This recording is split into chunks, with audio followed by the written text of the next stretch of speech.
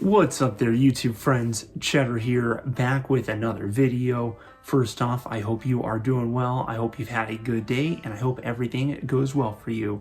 Thank you for joining me for another video review. This is going to be a movie review of the new movie called Juror Number 2. Juror Number 2 is directed by the legendary filmmaker Clint Eastwood. You probably heard of him. I haven't seen all of his movies, but I've seen quite a bit, or at least a chunk of them. I'm sure I haven't even seen his best movies yet, but one I really like from him is it's the one with the angry old man on the porch in the neighborhood. I'm gonna put the movie here, and I'm just gonna put my new edit over that because gosh dang it, I should know this movie. I liked it. But he's angry. He's the angry old man. I'm trying to pull my hair out remembering the movie, but I can't remember the movie. What is it? Just make fun of me, okay? I can't remember this movie, but I've seen at least one of his movies, right? And it was pretty good. I liked it. High drama, high stress. It wasn't, the best movie, but it's a good movie. So I went into this movie excited. Clint Eastwood did not write this movie. It was written by someone named Jonathan Abrams. I'm not familiar with Jonathan Abrams at all. Maybe I am. If I am, I don't know. But it's written by Jonathan Abrams, directed by Clint Eastwood. Juror Number 2 has an ensemble cast also. It stars Nicholas Holt as the main role. Toni Collette is the one of the main supporting actors in the movie too, as well as J.K. Simmons. I'm a fan of all of them, and Nicholas Holt is good in this movie. So it's a good ensemble cast. There's a lot to be interested in this movie. So I'll give you a brief description of the movie, my score, my opinion. I'm just here to give it quick so you have an idea of if you should go out of your way to see the movie or not. I'll start with the conclusion, go back to the top and work my way down to try to cover all the bases for you, but I'll try and do it briefly. But the conclusion is, I think this movie's okay. For the most part, it's good. If I had to give it a score, I'd give it a C to a C+, which on my recommendation scale on my tier list is not one of my recommended movies, but C tier is for movies that I like, but I don't think you need to go out of your way to see, okay? It's a good movie. If you're in the mood for a law movie, it's probably not going to disappoint you.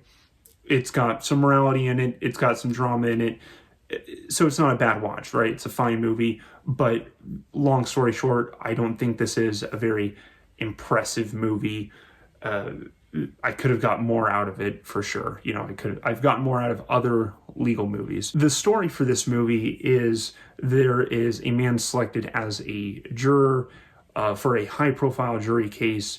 He finds that he has a connection to this case that kind of implicates him into the case, and then his morality is challenged more or less. He's not sure what he should do, what his actions should be, what's the right thing to do, right? So I'm trying not to give you all the spoilers, right? So that is the premise of the movie, that's the morality that's challenged. What does he do when he finds that he's somehow involved in the case? What I did like in this movie is the acting is all pretty solid.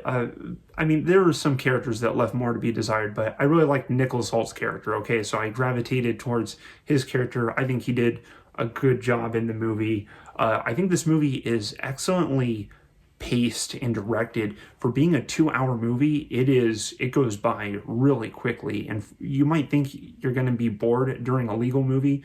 There's not really boring moments in this movie. It's all very efficiently. It moves so efficiently. It moves at a right pace, and 2 hours seems like a pretty appropriate time.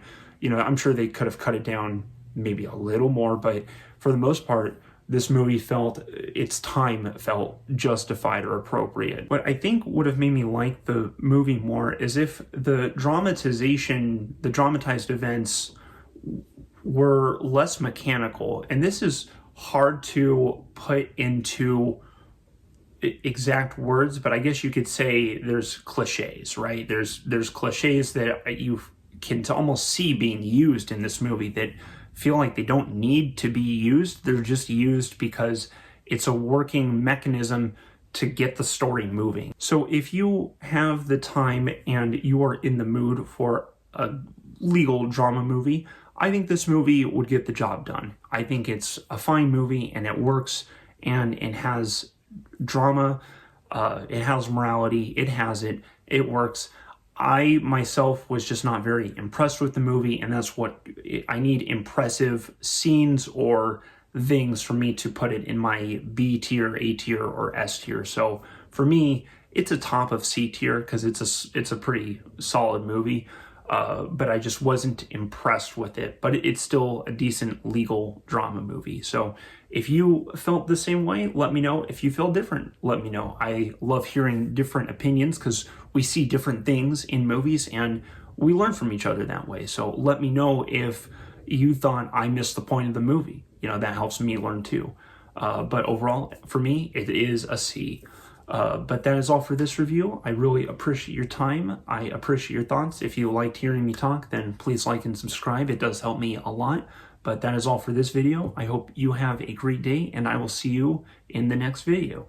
Take care. Chetter out. Goodbye.